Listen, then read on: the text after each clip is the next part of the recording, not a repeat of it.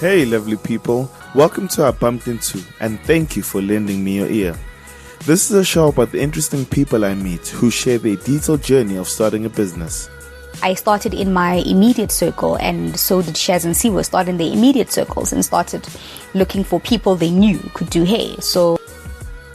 And eventually, a friend of his, a very rich, influential friend of his, invited him to the book launch. He met Chris over there, and we got onto the show, and that's how it happened. Or they share an intimate reflection of their life's journey thus far, filled with many lessons which hopefully you can benefit from. In trying to uncover who they really are, I ask questions such as, if you could change anything about the way you were raised, what would it be? Oh, wow. Oh, if I could choose my own childhood. Why do you think people don't like to talk about death? It's scary. I'll tell you, my mom got sick. So is there something that you've dreamed of doing for a long time? Number one. And if you have, why haven't you done it?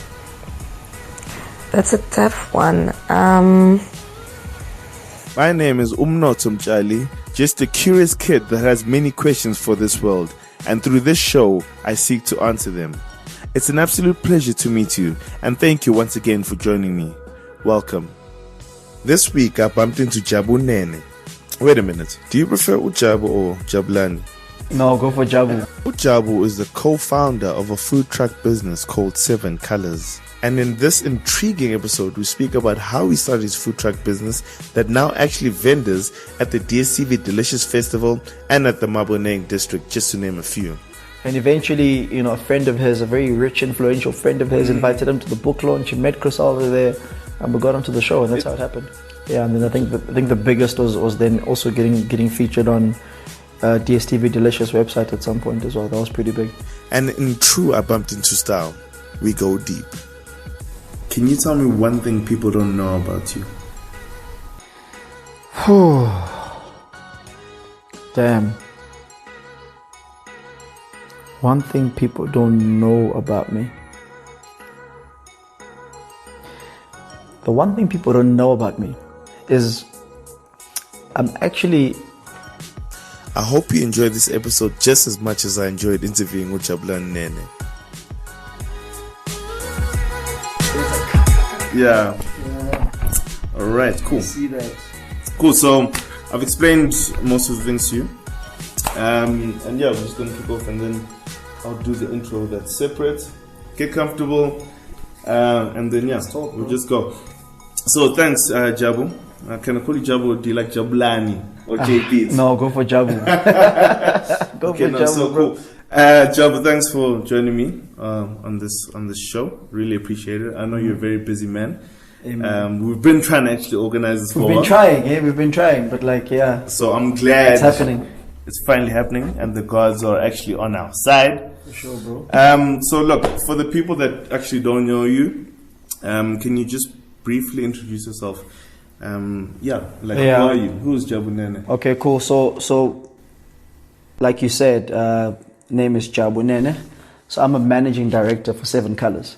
So Seven Khalaz is a mobile kitchen brand. We're all about African cuisine, innovating street food, and basically taking African street food culture and taking it to the world. But how we do our business is all about mobility. Yeah, that's the sort of the new business model we're going for.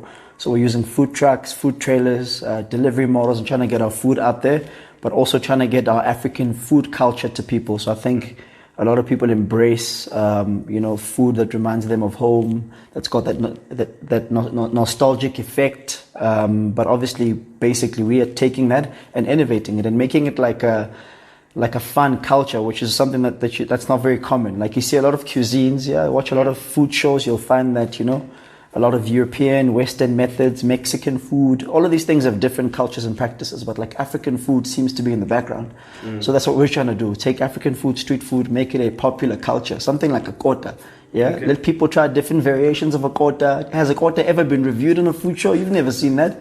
That's the kind of stuff we're trying to get to. So I think we're trying to show that fun side that South African people have when it comes to food, and that's Seven Khalaz. Okay, so definitely gonna get to that, and I want to actually explore that even further. But just for listeners, let's tell me about Jabu Nene in high school. Just give me a brief background. Where did you grow up? What sports were you playing? What did you like? Take me back. You know? Okay, so I'm from Durban now. Born and bred. Currently living in Durban, Johannesburg now, but I'm born and bred from Durban. Durban boy my whole life. Went to Pinetown Junior, Pinetown Pre-Primary, Pinetown Boys High School. Like literally Pinetown my whole life. That's where I come from, and that's sort of my background. In terms of where I grew up, I loved soccer. I was very sporty. Soccer, cricket. The only black guy who played water polo. I'm that person, dog. So that's sort of like my background. So you know how to swim, backstroke, breaststroke, young. I used to, but like I don't know now. I haven't been in the pool for so long. Okay. Because I'm in the city now. I'm in Johannesburg. You know, I don't know. You know, pools and stuff are not a thing out here. So, but that's just the background. And then went to UKZN. Studied chemical engineering, so that's my background academically, and then graduated, moved up to the city to come work as an engineer, and that's where everything starts, and this is how I am where I am now. What a story, dude. And so now I believe this is where you met your co-founder, Yep. as well. So just tell me how you guys met, and number one, and obviously, clearly there was a spark that happened. Yeah, that's my homie. That's my boy. Yeah, so we met in the graduate program, first year.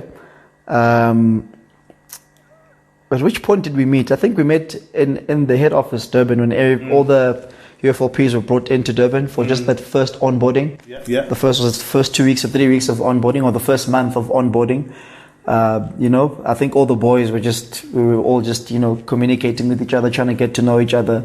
And I think with KG, we clicked immediately, man. He was someone that I think his energy and my energy just matched. We get each other. I found him as a funny guy, probably found me as a funny guy. And from there, we just became friends. We'll get him on the show and ask him that. Yeah. To verify those facts. I'd like to get his opinion, man. I'd like to get his opinion on how he thinks we kicked off our friendship. But yeah, it's all about just the vibe. You know how friendship starts. Like, you're actually very cool. And then let's go out for drinks. And then, later we moved we were all moved.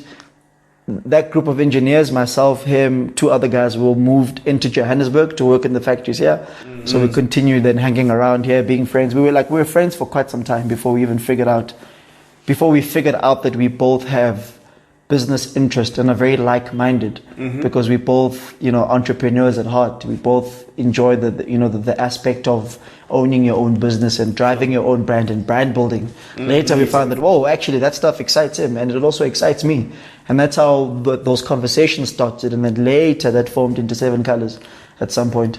And so now let's go to that point. I mean, since you've touched on it, where did, number one, the idea to start Seven Khalaz from? So number one, let me ask, why did you guys choose a food space, right? And second question on that is, how did you come up with the name Seven Khalaz? It's very catchy. 7K. I mean, even coming in here, I saw your branded vehicle outside. Very, very colorful and catchy as well. So take me through the industry you decided to obviously penetrate. Why the food industry? And then the name. Or what came first? Was it the name and then the I guess it was the same time. I'll explain to you. Okay. And it's about, like, no one has asked me this in a very long time. It's crazy that I've got to explain it, like how everything happened. So, which year was it again? In 2019. This is 2016. Right? Him and I were always discussing around, dude, we need to do something.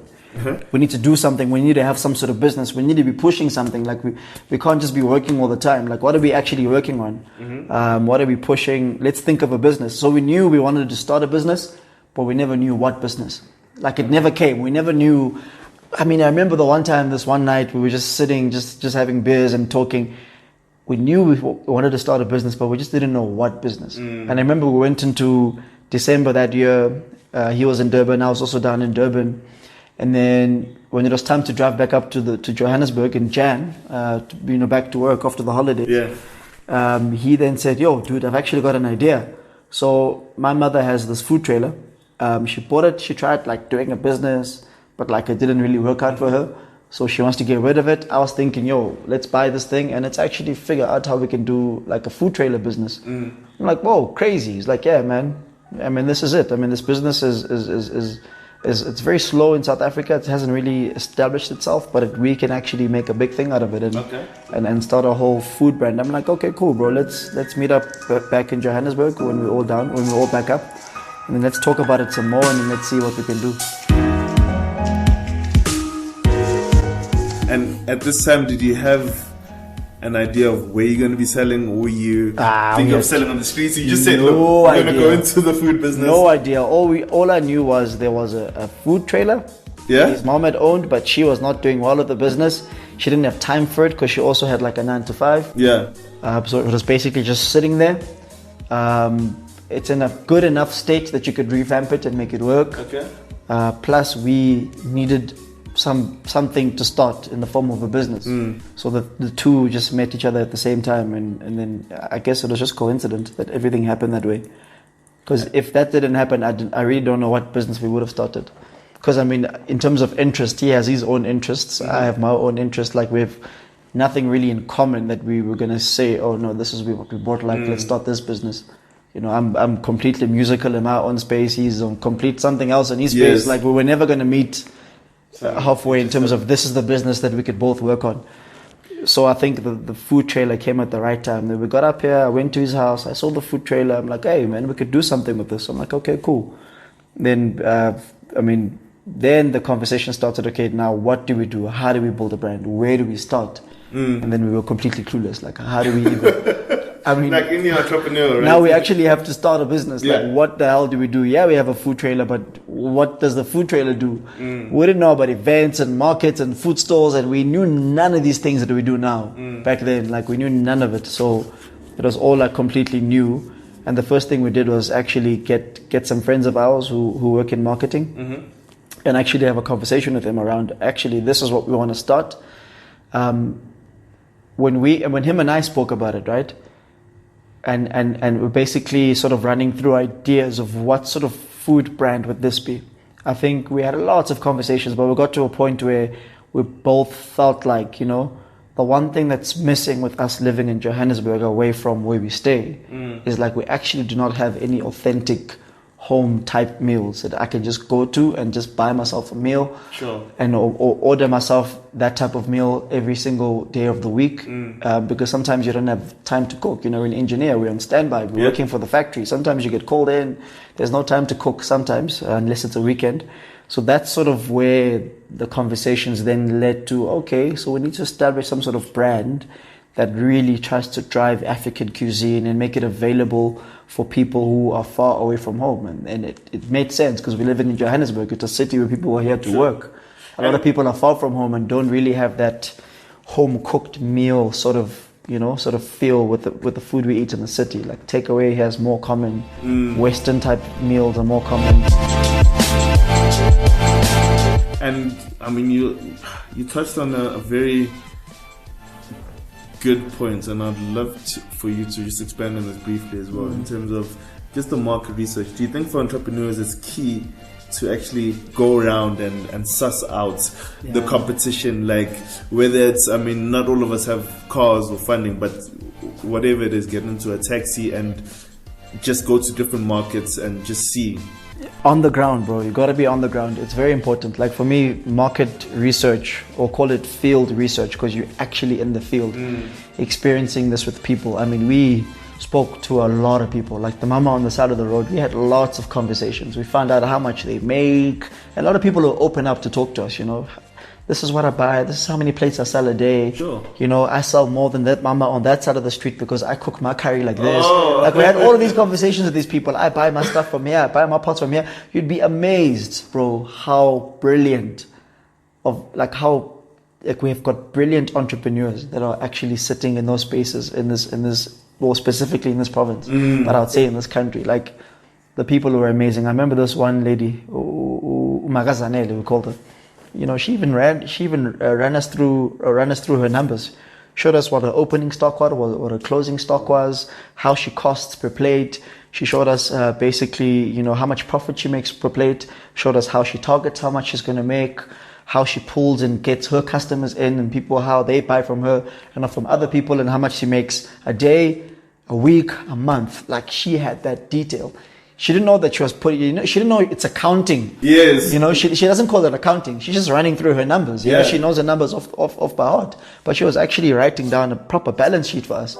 And that's what she was doing, or an income statement. But she doesn't call it that. We call it that, but they don't call it that. They're just running through their numbers. And I was like, wow, this is actually a profitable business. And that's what we saw. Okay, so it's a profitable business. Plus, we see the gap in the market. Plus, we see how we could expand and scale up the business, and we're seeing how we could franchise the business.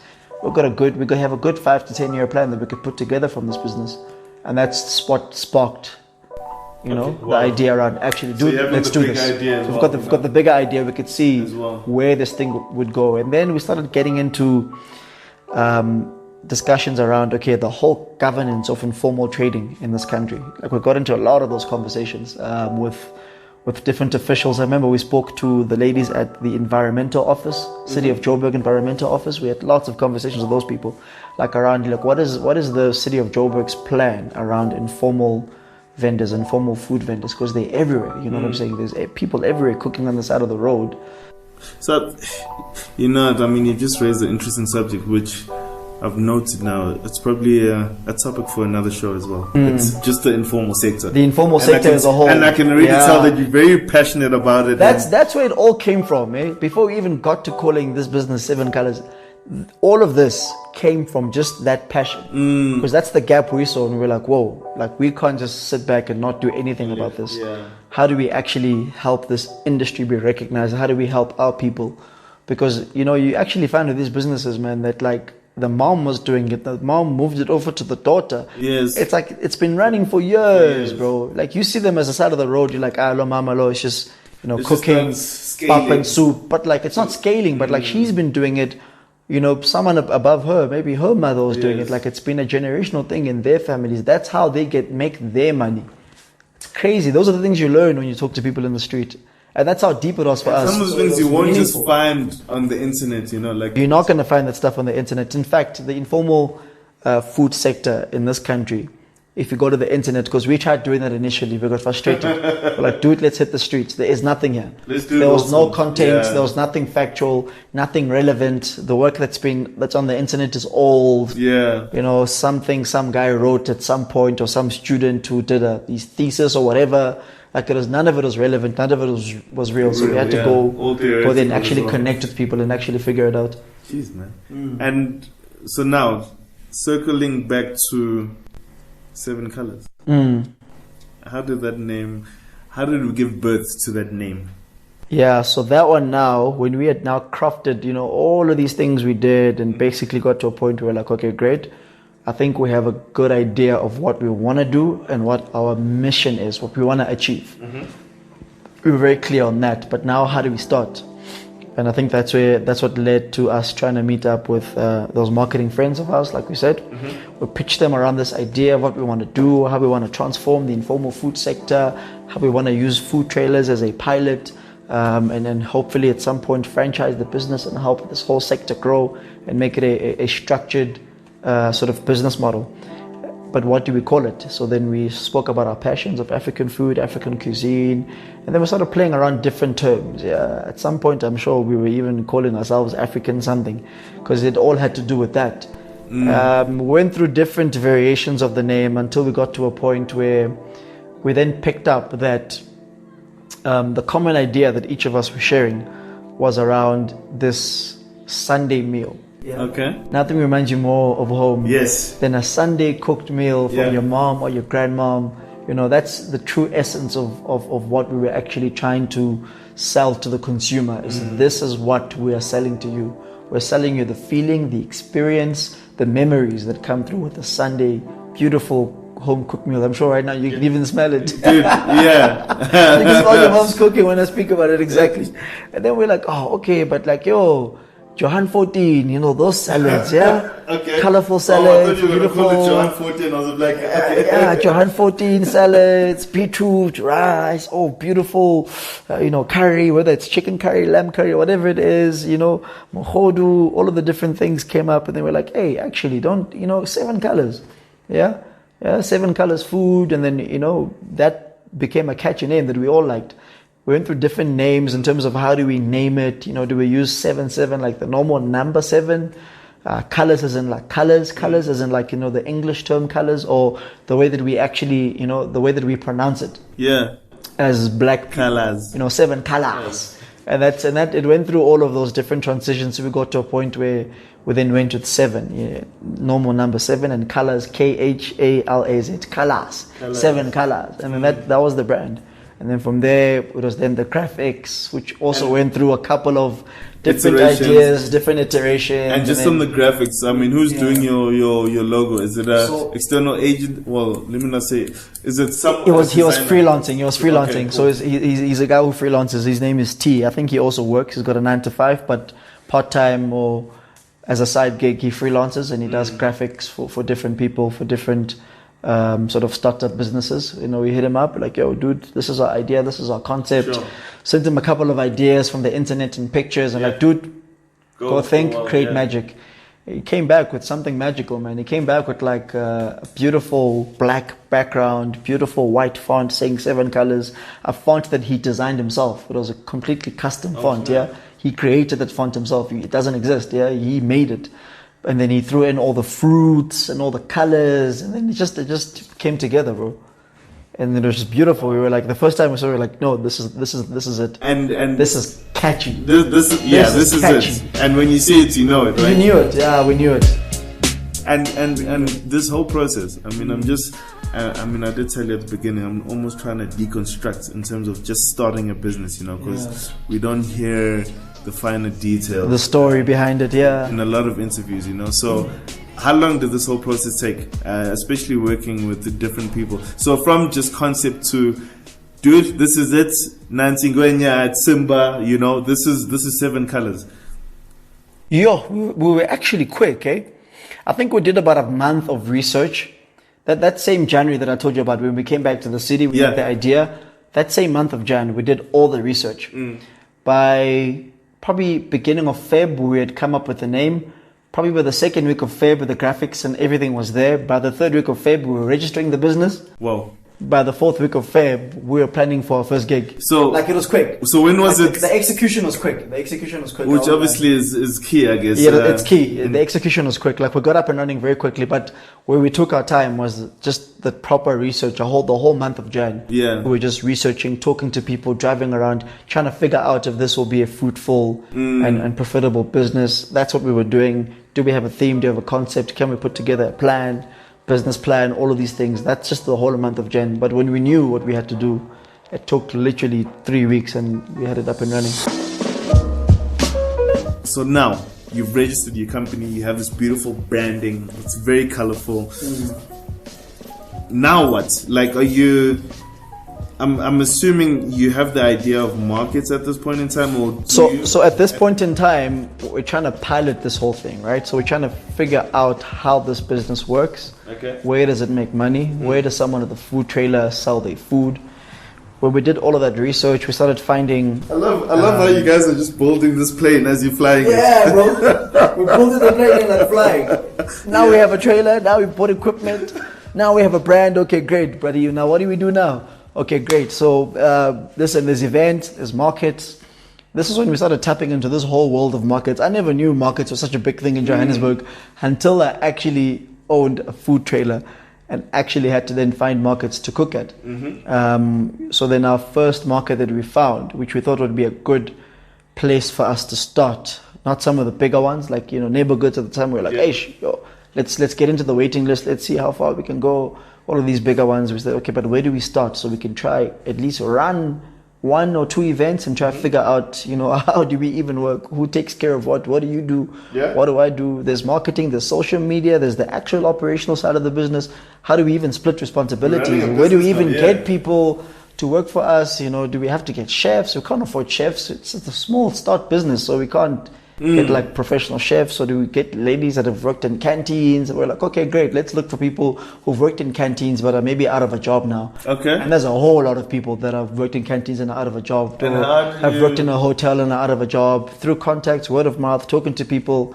Got a couple of ladies and brought them in, did interviews.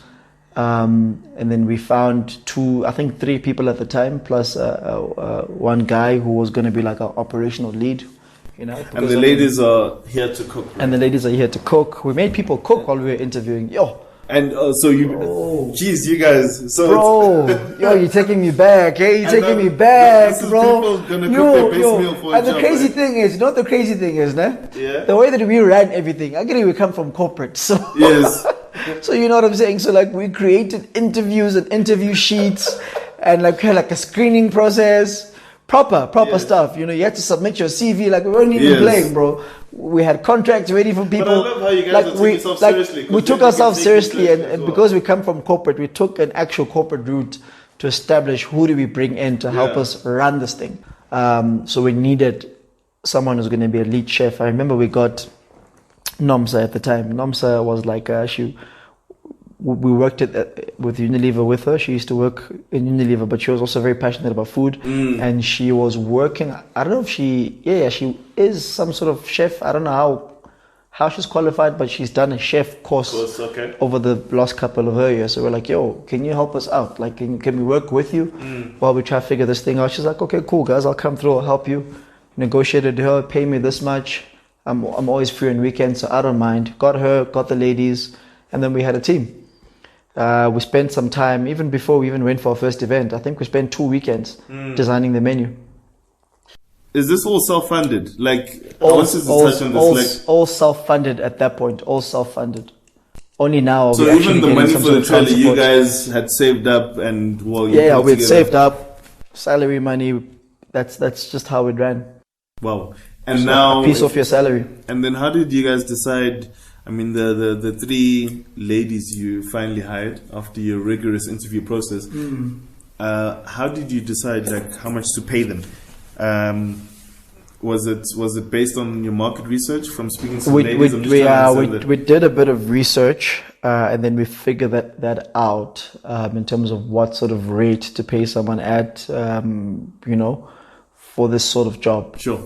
And that's how we figured it out, like the minimum wage. What is the law? What are the rules? So we worked around those things, tried designing like overtime policies for the business as well. So it's reasonable pay as well. Let's just go to financials quickly. Not that you're gonna like reveal your turnover or anything like that. I'm just your forecasting. How did you do your forecasting? Because you got your first market gig, right? Actually, before we even go into forecasting, how did you get your first market gig? Like, so we were online. So we're basically looking around what sort of marketing events are happening in that month. I think the first gig would have been March. I think. I looked around. What sort of event? What sort of markets? How do we start having conversations? I mean, we were also nervous. I mean, how do you even get yourself in these markets? Is it hectic? We never knew. And then we found Sporo Street Cookout in Vosloorus. Sure. Saw it as a nice vibe. Checked out his Instagram page, his Facebook, his followers. We saw that, this guy's actually built quite a nice street cookout sort of concept in the hood. It's basically bringing all this food culture into the hood and just bringing this real fun sort of environment in Vosloorus. So we thought that was amazing what he was doing. Plus also he was very specific and particular around the type of food that he brought because he really wanted to create this experience in the hood, and that was amazing. So we then hit him up and then he's like, come through, present your stuff, show us some food, and then we'll take it from there. So we cooked some stuff, our very famous pap balls, which is something we came up with as a concept. Very popular now, but then we were the only ones doing it, which is basically deep fried pap. And a couple of other salads, chakalakas, all these nice things, and a very nice mutton curry. Did a couple of those things. We did a butternut fill, took it out to the guys, and they thought it was amazing. The pap all blew their minds. They're like, wow, we actually never allow pap, but you guys have taken pap and you've deep fried it. It doesn't even look like pap. It looks like meatballs. It's crazy. What are you guys up to? Like, what is Seven Khalaz? What is this street food innovation you guys are doing? It's crazy. It's amazing. I love your concepts, and it come through to the market. And then that was the first gig. And were you guys nervous about this first gig? Yeah, man, we were nervous because we never knew also how to estimate the numbers. And this is the crazy thing, that over the last year and a half to 2 years that we've had to actually master in order for you to actually run a profitable business.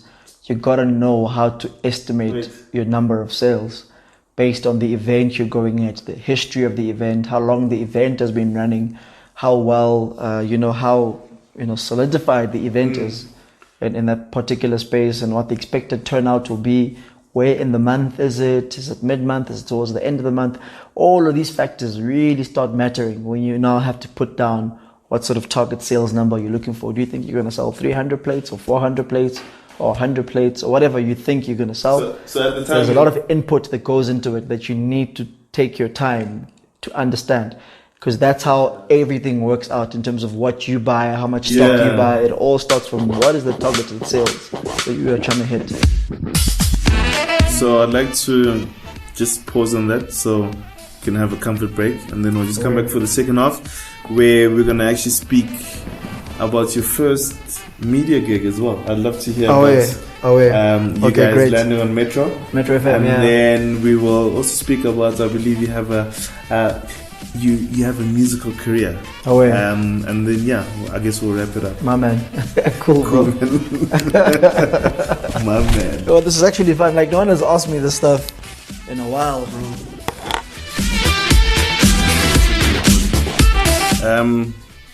Welcome back. So, before I just speak about the media gig, and you guys just blew up. We were speaking offline just about the operational stuff, and I just want to touch on that briefly. I mean, ops, yeah. Let's speak. Actually, we'll get there. That was actually one of my other questions. Let's just go to the Metro gig. How did that happen? Because for me, that was just amazing. Hearing you guys on radio. That was amazing, dog. And it actually really helped us lift up our social media status, and the following grew, and then the attention grew, and the brand became a little popular. People started knowing about Seven Khalaz and knowing the brand. And, you find that people are familiar with it. Any food market or event you go, you'll see that people know and are aware of the brand. How that happened was KG had a friend of his that took him to Chris Elder's book launch. Sure. Yeah. He just went there as an invite, I was supposed to go through, I don't know what happened. I think I had commitments, I didn't go, he went. And that's where he met a couple of influential people, Chris Elder being one of them. KG being KG, he's always talking about Seven Khalaz. He's crazy about our business like that. So he's, spoke about it passionately to this lady. And Chris Elder was like, wow, actually, in Metro, in my show, I have a theme called, I can't remember the name of it, but it has to do with Africanism. Sure. Yeah. And you guys would be a perfect fit to actually bring onto the show with your partner and your marketing team, and come through and tell us about your brand, what you represent and what you've done and what you want to do. And that's how it actually kicked off. And then we just basically had to chase up on her. Then she confirmed the date, come through on this date, come through to the show. And we're like, whoa, crazy, man. So him and we called up Katlejo and Thingy, who helped us build the brand from a marketing perspective to start off with. And we went through to the show, bro. And then Metro FM, Chris Aldo was like, guys, just relax. Let's just have a conversation. And, and we put it out on the social media. Hey, we're going on radio. You better listen up. You better tune in. And people are listening, So it was very nice. First time on radio, so it was proper, dude. Mama, I'm radio, right? Boy. Did you tell? I told them. I had to. They were listening. Back in KZN, back at home, we're like, yo, we're going to be on radio. We made it to the, our business made it to the radio. We're going to go talk about our business. And so that was a big thing for us. It was quite nice. And that was very early in the business as well. So it was quite nice to have had that platform and that early in the business, and that kick-started. And would you say a prime reason why you actually got that is that, I don't want to ever put words or thoughts into people's minds, or speak for them, but that KG was courageous enough to just go out there and network and be his authentic self as well, and it was completely networking. Like, if between him and I, he's the one person who is more of a socialite. Like, I'm probably more reserved, he loves socializing, he loves networking, and he always tells me the value of it, and I see it and I support it and I move with it. But he's big on networking. He's big on in business you move ahead, you know, because of the networks and the people that you are surrounding yourselves with. Yeah. So that thing is really big for him. So he was actively, weekend on weekend, dude, let's go here. Dude, let's go talk to this. Dude, let's go to Wits Business School. There's presentations. There's a business seminar. We could potentially meet this person. We could do this. He's been on that tip the whole time, you know. And eventually, you know, a friend of his, a very rich, influential friend of his, invited him to the book launch. He met Chris over there, and we got onto the show, and that's how it happened. It's something Les Brown actually speaks of, you know. He's like, when you keep on knocking, like you just knock on every door, right? And I mean, we're here in your home, and if someone is knocking and you're trying to ignore them and they keep on knocking, you know, you're going to get to a point, it's like, oh, hell, I'm coming then, who's there? Like, what do you want? And once they open the door, I'll sing Ilana, you know, which I think speaks to what KJ, yes, which I think what KJ was doing. That was him. That's how he got it, yeah. On every door until someone opens. And then once you open, I got you. I've got a beautiful pitch waiting for you, and I got you. Just hear me out. Right? Hear me out. This is my story. You know, he knew who he was speaking to, so he knew that he had to give a proper pitch about what we do, what we're passionate about, what it is we're trying to do for the country, what our business represents, and then that's where everything started from. Yeah, and then I think the biggest was then also getting featured on DSTV Delicious website at some point as well. That was pretty big. And I was just about to, yeah, that was probably... Was that your highlight so far? That, yeah, in 2018, like getting into DSTV Delicious in 2017 and 18 was probably the biggest thing, because that was the biggest volume of people. That was the biggest food event you can ever go to. Sure. But, you know, the number of sales you make at DSTV is ridiculous. Like, it's all about how much manpower you have. That's what DSTV is about. I mean, there's 25,000 people across a weekend. It's ridiculous. So that explains the Mercedes that's outside, right? Hey, man. Hey, man. I'm just joking, man. Hey, man, there ain't no Benz. And I mean, Jabu, just on your personal experiences in terms of business, how would you say, how important is patience in business? Especially for I'm going to talk on young people, because I'd like to think I'm still young, but for us that want to start a business and get into it, like, especially in this world we're living in now where everything is instantaneous, you know? Yeah, it's important, bro. It's incredibly important. I mean, there's also been times where we get frustrated. We want big things to happen, but we also then take a step back and realize what we've done over the last year. We're like, whoa, dude, I mean, we started off with just an idea. Look at how far we've gone. Look at what we've done. So patience is extremely important, bro.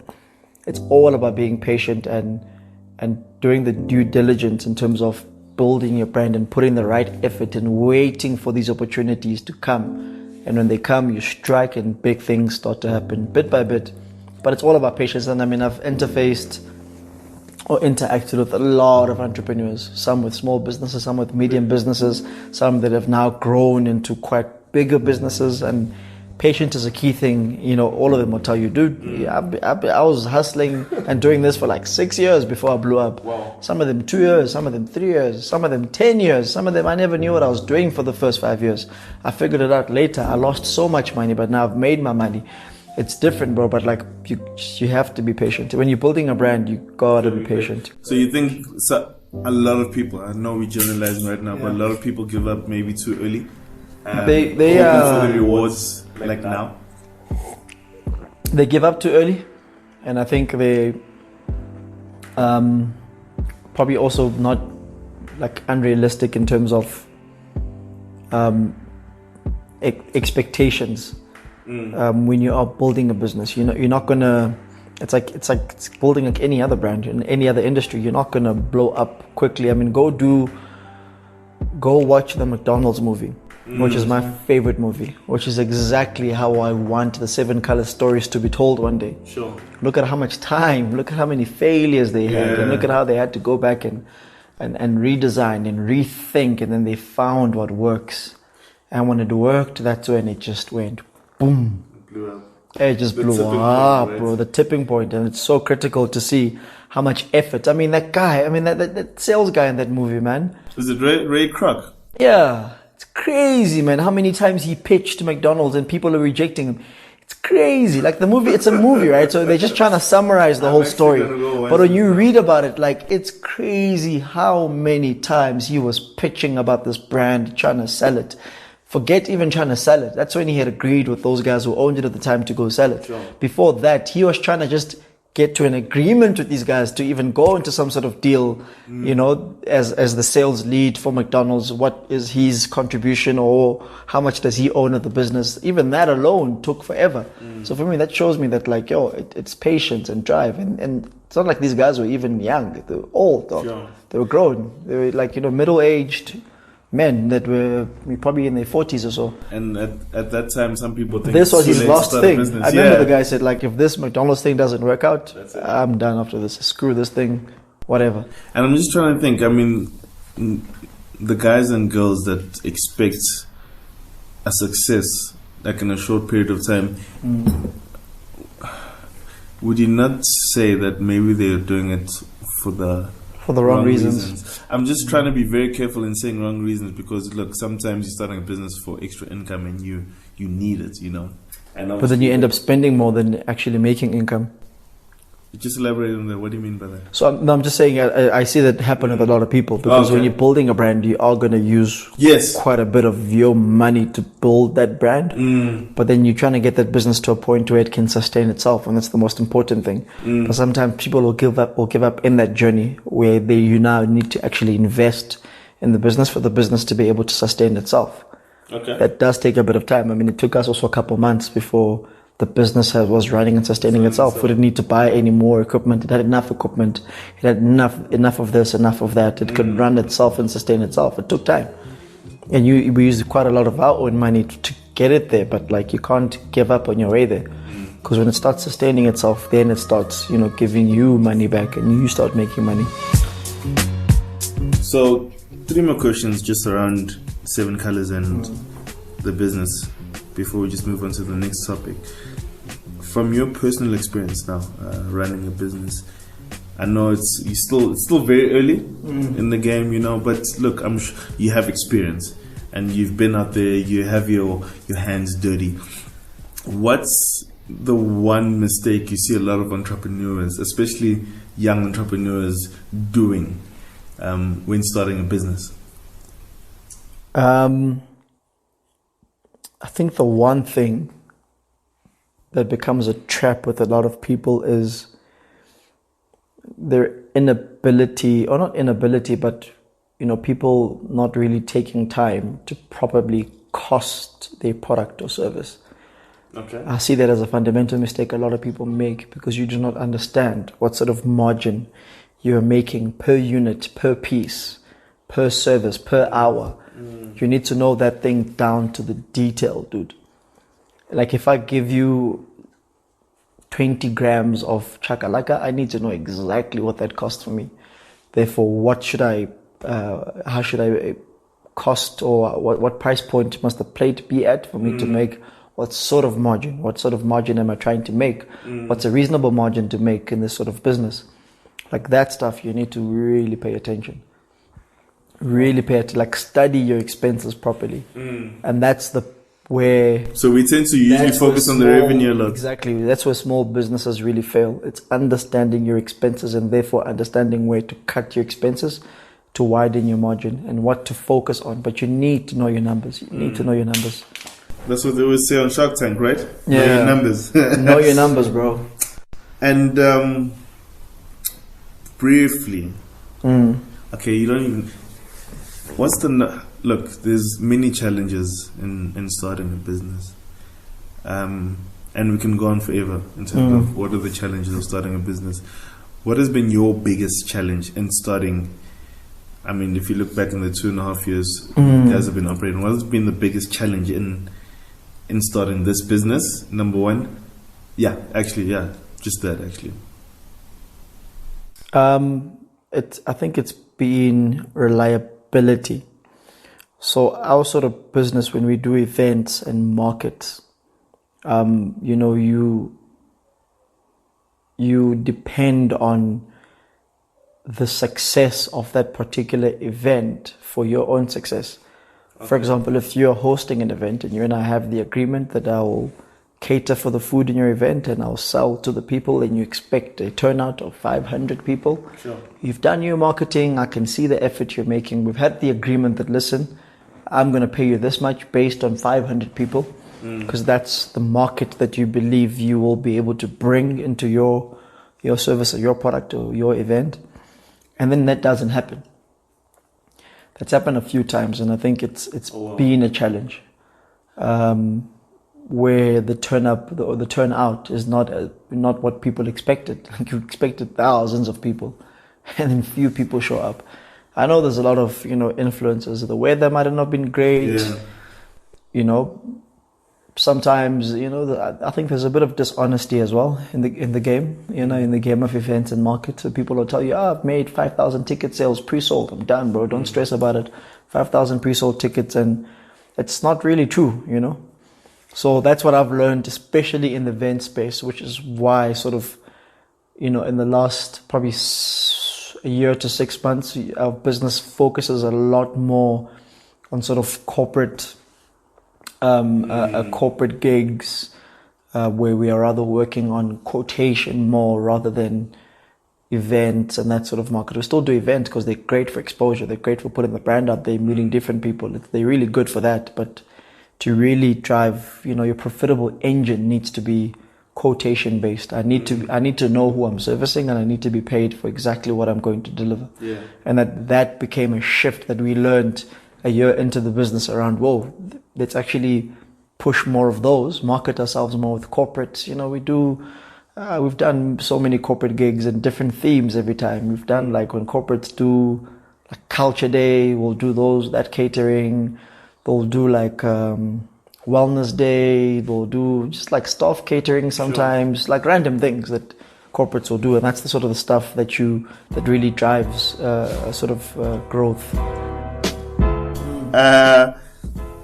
We're about to wrap up, but I just want to know briefly. I mean, it's 2019 now, and it seems like you're also starting on your next venture. You sort of remind me of a young Richard Branson now. Like you have this itch, and you're onto the next thing. Not that you've left, the food business behind, but your next talent. Because I've seen some of your videos, and I'm like, okay, this is dope. So just briefly on that, tell me about this hip hop career. The hip hop career. That you started. J Beat, yeah. So that's my stage name, J Beat. So I mean, so rap and hip hop has been a thing I've been doing ever since, bro. Like since probably age 12. Sure. It was the first time I tried composing and writing and rapping what I felt. I always used to do that, even if it was like a joke. Yeah, if my mom hit me, I'd go write a song. Like, my mom hit me, I don't know why she did it. I'd make it like a little rap song, and I found that I entertained myself through doing that, and that's how that sort of thing started. And over the years, I kept doing it in high school. I mean, I was rapping, made songs, recorded songs, but I don't think I ever put in 300% effort in terms of actually putting and consolidating a proper project, putting it out there, which I think over the last couple of years, the most important thing for me being an artist is also your content and what you represent and what you rap about. And I think just growing up, bro, coming out of varsity, working, starting a business, Seven Khalaz, all of these different experiences, having relationships, all of these different things form stories about you and stories that you can tell about yourself, about the things around you and about your people. And for me, that I think is what, probably in 2018, got me to a point where now I had like proper content that I could actually rap about. Like before, I always used to struggle, like, what I rap about? I remember in high school I made a song about skinny jeans. How did it go again? Oh, girl, you're looking so hot in those skinny jeans. I wanna touch your body, girl, bum bum. Something crazy like that, because like, I saw that stuff on TV. Rappers always sing about like, girls and things like that. I started rapping about, I never had content of my own. But I think finally, then I got to a point where over the years, and thing is with an artist, and this is the thing people don't get about artists, is their art. What you see as the final product is years of molding those things in their mind. It's crafted over years. Like the things I speak about now, like it took my writing technique, how I rap, how I flow. These are all things that happened over years of doing it, years and years, until you get to a point where, oh, I've mastered my thing now. I can now, like, when I made my current EP, Rise, it took me 2 months. 2 months, recorded everything, beats made, I had a proper producer, we got everything done. No, in 1 month, I'm joking, I'm lying. 1.5 months we were done. The last 2 weeks of the second month. And you make your own beats? No, I had a producer who was making beats. Last 2 weeks of the second month, we were basically just mastering and mixing. And that's how quick it was. Once again, the delivery, the execution is like this. After spending time building and writing and building and writing. So yeah, man, that's the musical thing. And I'm gonna push it hard this year, and I wanna see how far it can go. And I think this thing of building brands, currently having built a business as well, I think I've just fell in love with building a brand, and with J-Beat brand as well. I'm just excited how it'll come out. But like I was telling my partner KG as well that I started rapping before even deciding to be an engineer. This is the original. This is like the original first passion of who I am and what I believed I could actually do. But now I'm in a position where I'm able to do it. And it's good, it's easy, it makes me feel great. I've got a lot of content I want to put out there. So I think we'll see how it goes, man, this year. But yeah, I'm going to push it hard, proper hard. And at least now, having lived in the city for like 5 years, I know my way around the city. I know people in the city. So finding a producer was relatively easier than it was before when I was in varsity. I worked with a whole lot of people. Nothing ever materialized all of these years up until 2018. Sure. Where I finally found the right person to work with. Was as productive as I was. It never even consumed my time, this thing. I was just doing it on the Friday evenings. Literally, that's what I was doing. Friday evenings, pull up there at the studio, do a couple of songs. A month later, we had a whole EP with 10 songs, 9 songs. Okay. Yeah, man. So, I want to wrap up by focusing on you a little bit. It's don't want to call it a tradition, but it's gonna become a tradition where I just ask some personal questions. Okay. And the intent of these questions is just to get to know you better. Okay. Yeah, basically, feel comfortable. Don't go deep, bro. You sound like you're about to go. Yeah, you can see how my tone just dropped down. Yo, I'm worried. And if you don't want to answer them, just say we'll pause. Okay. But yeah, just to generally just to get to know you better. Okay. And yeah, for the audience to know who exactly they were talking to, because you are more than Seven Khalaz. You are more than your hip hop career. You're a lot of things, and a lot of things got you here. So on that note, can you tell me one thing people don't know about you? Damn. One thing people don't know about me. The one thing people don't know about me is I'm actually a little, and this doesn't come off when you talk to me, right? Yeah. I'm actually a little shy. I'm a little bit shy. I'm a little bit nervous. I know, right? I knew you were gonna say that, dog, because I think, because of that, over the years, I've actually learned how to deal with it. So me, like, I'm loud, dog. I'm loud. Yeah. Part of me even becoming loud is just me trying to step out of that shyness, and like meeting people for the first time. I'm always nervous. Like I've never been just quick and easy to network and just talk. I always feel like, I've got to make an effort. Like I'm the type of person who thinks before they enter a room, like, shit, where am I going to walk? What am I going to say? How am I going to smile? Yeah. And then you are just going to get all of this confidence from me. But like, I've thought about it. I've planned it, because it doesn't come naturally. I have to think about it. So I think that's one thing people don't know at all, because they see this overconfident guy. They're like, yo, this guy's a lot. But like, yo, not really. In his mind, he's actually very, very, very laid back and very, very shy. But like, he has to then, Okay. Wow. Yeah, no, you surprised me with that answer as well. So, second to last question. Yeah. What absurd goal do you have right now? Absurd. Yeah. Ooh, well, dude, I'm a rapper, bro. What do you think? So, I'm a rapper. So right now, the craziest goal that I have right now, is it's actually linked with the rap stuff that I'm doing, plus the business. Like I told you earlier, I would love like this one of my music videos, big music video. I want like to be like a big thing, international scale. And then I just walk into a Seven Khalaz restaurant. Yeah. In the video, like you know how a video will be like hype, and then there's like a scene in the middle, and then it's like whoa, and then he walks into the restaurant and he just sits down, and he has some food, bro, and then he walks out of there or whatever happens in the video. We'll try and make it creative as possible, but like, and then sort of like because those are the two things that I'm proud of and that I've been part of, Sure. Seven Khalaz brand. Man, so Jabu, I'd love to wrap up, My man. with my final question.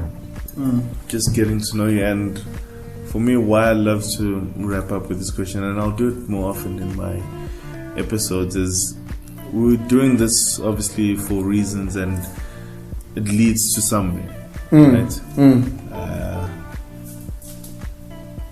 I mean, I remember reading, what is it? Was it 7 Habits of Highly Effective People? Like beginning with the end in mind. I don't know if you've read that book. I've read the book, yeah. So for me, it's always like beginning with the end in mind. And not that I want to know what's going to be like your legacy, but I want to know Jabu Nene. Getting so serious here. But anyways, Jabu Nene, what are the 3 lessons you'd love to leave the world? Okay. 3 lessons that I would love to leave for the world. Yeah. Okay, great. So, 1, definitely, I think, inspiration. If there's any one thing I want to leave in the world, I want to be remembered for, is inspiration. Because I'm really big on inspiring people, which is probably the reason why I started rap. Sure. To start off with, was to be able to inspire, to be able to musically change the way people think, the way people feel, how they view the world. Inspiration is the biggest thing I want to be remembered by. Number 2, I think just one thing I really want to do, bro, and it frustrates me that I'm not in a position of doing this thing all the time. It's just being remembered as a creative genius. I don't know what it is, but like, I just have so many ideas of so many things, of so many concepts, of so many different things that if you had all the time and the money in the world, I could do, but I don't want to think like that. I want to think like, this is what I have now, this is my position now, what can I do with it?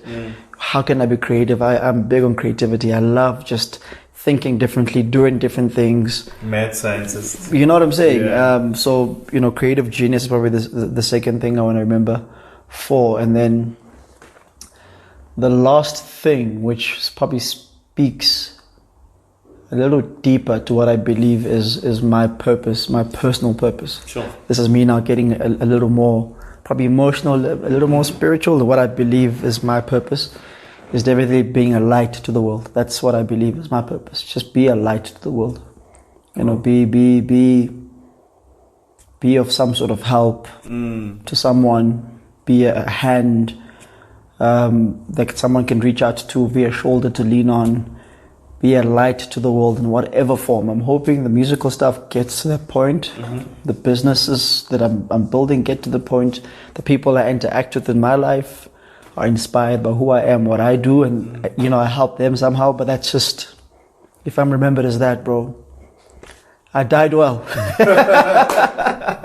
And on that note, I died well, bro. Oh my! Yo, that's wow! deep. No, that's deep. It's a lovely ending, and yeah, man. Thank you for taking the time. I know you're a very busy man. Amen. Busy getting married as well. Amen. Doing basically 4 jobs actually, bro, including getting married. That's a proper job. Yeah, that's a proper job. It needs it needs time. So thank you for taking the time. I really appreciate it, and I hope as this podcast grows to get you back on the show to speak about J Beats, and later on in a couple of months, I don't want to say years, in a couple of months when Seven Khalaz just explodes, scales up in certain parts of the country. I think towards the back end of this year, we must definitely have another interview, because between now and then, there's a lot of things that are going to happen. Basically. There's a lot, bro. So based on that, thanks, my man. Thanks a lot. No problem. This is actually fun, dude.